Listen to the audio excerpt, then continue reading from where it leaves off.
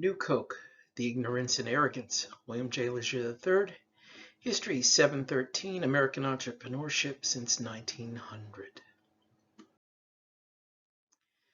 The gentleman on the left of the screen is Robert Goizueta. He was the president of Coke when New Coke was introduced. Prior to that, before him becoming president, he had switched from cane sugar to high fructose corn syrup. He had created Diet Coke, and he retooled and realigned bottlers, increasing profits. He was, for all practical purposes at the time of New Coke, the golden boy. The arrogance was that he thought that he could replace Coke with a product that was sweeter than Pepsi. In an interview he did with Jack Welch in 1995, if you look at the major companies, there was a sense of arrogance in all of them, whether it was GE or Coca-Cola or Kodak or any of them. I think in our predecessors, any insensitivity to the past was almost viewed as disloyalty.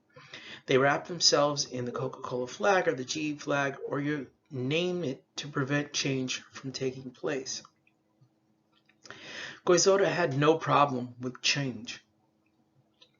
And the fact that he named the product New Coke was indicative of the fact that he was wrapping himself in the flag of Coca-Cola. The problem was he'd replaced Coca-Cola based upon faulty research. The research he had conducted was erroneous because he tested it only on Pepsi drinkers. What he also felt was justification for introduction of the product was the loss of market share.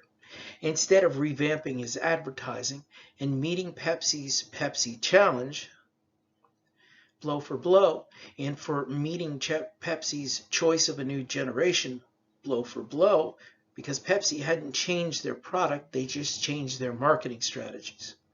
Goizueta chose to change the product in and of itself, a product that had been successful, and at that moment when he changed that product was still the number one product, cola product in the United States. The ignorance is this. New Coke has been equated with the Titanic, the Hindenburg, Custer's Last Stand, and New Coke. Any number of marketing experts have used these analogies to describe New Coke. New Coke only lasted 77 days on the market before it was immediately removed. Products were removed from the shelves, and Coke lost that precious space on the shelves because markets no longer wanted to carry the product. It just simply wasn't selling. The damage that was done can only be equated to the following. The fallout. While Coca-Cola has never admitted to just how much they lost as a result of New Coke, we know they spent $4 million in development. And after deciding to pull New Coke from the shelves, we're left with over $30 million in unwanted New Coke concentrate after the fact. That $30 million in concentrate would have equated to hundreds and millions of dollars of product had it been sold on the market or had it been used in restaurants and dispensers.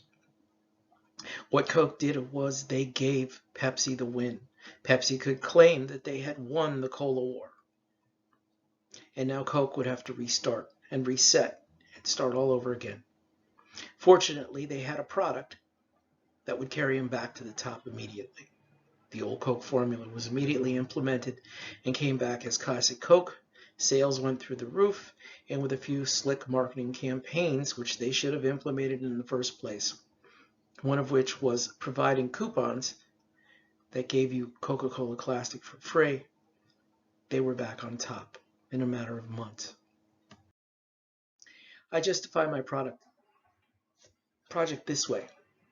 It was one of the greatest marketing failures of all time. The high visibility of Coca-Cola and the extensive network that Coca-Cola had should have never allowed this to happen, but it just goes to show that any company at any time could make a catastrophic mistake. From the smallest entrepreneur to the largest American corporations, and even ones like Coke, with the greatest name recognitions. Failure is always possible and always an option. I'd like to thank you all. It was great working with you all. Good luck on your future endeavors.